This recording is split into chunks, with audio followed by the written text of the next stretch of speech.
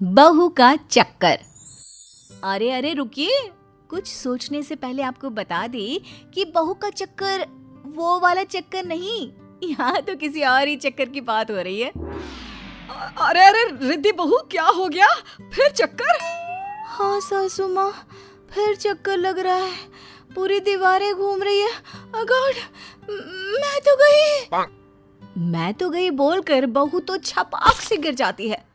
अरे रेंको पेंको जिनको कोई है, जल्दी आओ, बहू गिर पड़ी है फिर से। तभी सामने आ जाती है पड़ोसन। हाय रे, बधाई हो रिंकू पिंकू चिंकू की माँ, बहू पेट से है, दादी बनने वाली हो क्या? अरे चुप चुप कर, निकल। जब देखो तब हमारे घर के अंदर आंखें गड़ाई रहती है। अरे ऐसे चक्कर इसे हफ्ते में 10 बार आते हैं, तो क्या हर हफ्ते दादी बनने का जश्न मनाओ? चल। तभी रिद्धि का पति रिंकू आ जाता है। ओहो, फिर गिर पड़ी। एक तो इसका ना समझ में नहीं आता, गिर गिर कर इसका शरीर कितना मजबूत हो गया, लेकिन फर्श बेचारी गिर गिर कर टूट रही है। फिर से सीमेंट का काम करवाना होगा। तभी रिद्धि को होश आ जाता है। शुक्र है होश आ गया। क्या कह रहे थे? फर्श टूट रही है और जो गिर गिर कर मेरा सर टूट रहा है उसका क्या? बढ़िया है। बहू उठकर खड़ी हो जाती है, लेकिन समस्या बहू के हर दिन चक्कर की वहीं फर्श पर ही गिरे रह जाती है। माँ जी, मैं डॉक्टर को दिखाने जा रही हूँ, मुझे अच्छा नहीं लगता। मैं घर की बड़ी बहू हूँ और आए दिन चक्कर खाकर गिर जाती हूँ।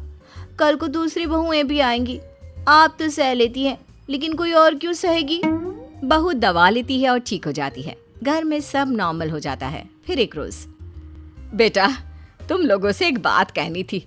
रिंकू की तो शादी हो गई, लेकिन अब पिंकू की उम्र भी हो रही है। पिंकू की शादी के लिए भी लड़के देखो। हाँ माँ, मैं समझ रहा हूँ, घर पर बहू एक और खाने वाले इतने, रसोई के काम में भी दिक्कत आती होगी। बोल, कैसी बहू ढूंढे छोटे के लिए? अरे जैसी मर्जी देख लो बेटा, बस ये देख लेना कि चक्कर पक्कर ना आता हो। बहू के चक्कर से तो मैं परेशान हो गई हूँ। खैर, किसी तरह छोटे की भी शादी हो जाती है। बड़ी और मझली बहू के साथ तो सास के व्यारे न्यारे होते हैं, कोई रोटी देती तो कोई सूप, कोई चाय लाती तो कोई सर दबाती। लेकिन कहते हैं ना, सब दिन एक से नहीं होते। एक रोज नई मझली बहू, माँ जी जल्दी आइए, ये देखिए रिद्धि भाभी को क्या हो गया, वो तो गिर पड़ी हैं। हाय रे, लग रहा है इसकी चक्कर आने वाली बीमारी खत्म नहीं हुई। इतने दिनों से ठीक थी तो लगा था सब ठीक है, लेकिन नहीं, बहू को तो बीमारी ने अपनी चपेट में अब भी ले रखा है। माँ रिद्धि को चक्कर आया और वो गिर पड़ी। अब छोटी शीतल को क्या बोलूं मैं? अरे बोल दे कुछ नहीं, चूहा देखकर डर गई, मैं डॉक्टर को बुलाती हूँ।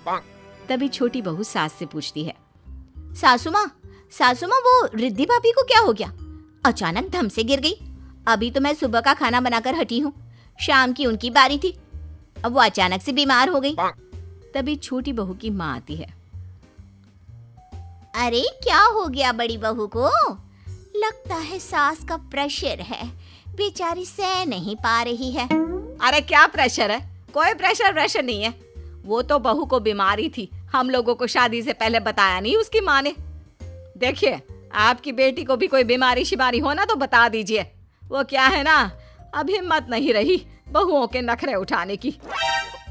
अरे उन्होंने आपको नहीं बताया तो कम से कम आप हम लोगों को तो बता देती। अब ये बताओ कि इतने सारे लोगों का काम क्या मेरी बेटी अकेले करेगी दोनों वक्त का? चल बेटी मायके। चल बेटी, अरे स्कूल में दाखिला नहीं कराया है बेटी का, शादी की है, ससुराल है, यहाँ से ऐसे लेकर नहीं जा सकते अपनी बेटी को। अरे तो क्या करूं, बेटी को रोटी बनाने की मशीन बनाकर यहीं छोड़ जाऊं? भरा पूरा परिवार, सास बुढ़िया जेठानी को चक्कर की बीमारी, ना जी ना। चल बिटिया। छोटी का पति कहता है, अरे कैसी बात कर रही है सासू माँ, अभी तो शादी हुई है हमारी, इतनी जल्दी बीवी को लेकर क्यों जा रही हैं? तो क्या करे मेरी अम्मा, मेरे साथ रसोई में कौन काम करेगा? ना जी ना, मेरे बस की नहीं है। छोटी बहू तो माँ के साथ निकल जाती है। अब रह जाती है बड़ी बहू।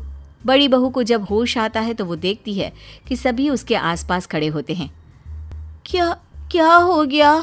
सब ठीक तो है ना? हाँ हाँ, घर खराब करके पूछ रही है सब ठीक तो है ना? अरे हो क्या जाता है तुझे? क्यों नहीं दिखा देती डॉक्टर को? अरे भाभी, ये ऐसी बीमारी थी तो शादी नहीं करनी चाहिए थी ना आपको भाई से। आपकी हालत देखकर मेरी बीवी भी चली गई। चली गई? हालत मेरी खराब थी तो वो क्यों चली गई? अरे मैं ही चली जाती हूँ मायके। हाँ हाँ, तू जा जा, तू यही सही रहेगा। भाभी, आप आए दिन बेड पर रहेंगी, फिर वो कैसे घर का सारा काम अकेली करेगी? इसीलिए उसकी माँ उसे ले गई। ओह, ये बात है। मेरी बीमारी के कारण आप लोग परेशान हो ना। वैसे मैं अभी का खाना तो जल्द से बना देती हूँ, सुबह चली जाऊंगी मायके। चक्कर खाकर गिरी बहू अब खड़ी हो जाती है, घर का सारा काम करके खाना बनाती है, सबको गर्मा गर्म खाना खिलाती है और फिर बहू बस कर, अभी अभी बिस्तर से उठी है, फिर गिरने का इरादा है क्या? हाँ रिद्धि, रहने दो, इतना काम मत करो। अरे नहीं नहीं, मैं नहीं तो कौन करेगा? देवरानी को तो आए कुछ दिन ही हुए थे, लेकिन मैं ही तो सबका ध्यान रख रही थी। चाहे जो भी हो, तबीयत कितनी भी खराब रही हो मेरी, लेकिन आज एक बात तो समझ गई कि ये बोलकर बहू चुप हो जाती है। सास को समझ में आ जाता है कि वो क्या कहना चाहती है, लेकिन सास कुछ भी नहीं कहती। अगले रोज रिद्धि बहू अपना सामान पैक करके मायके के लिए निकल रही होती है कि सास कहती है, रुक जा रिद्धि, तू कहीं नहीं जाएगी, ये तेरा घर है। पर माँ, ये ऐसे ही बीमार पड़ी रहेंगी तो कौन इनकी सेवा करेगा?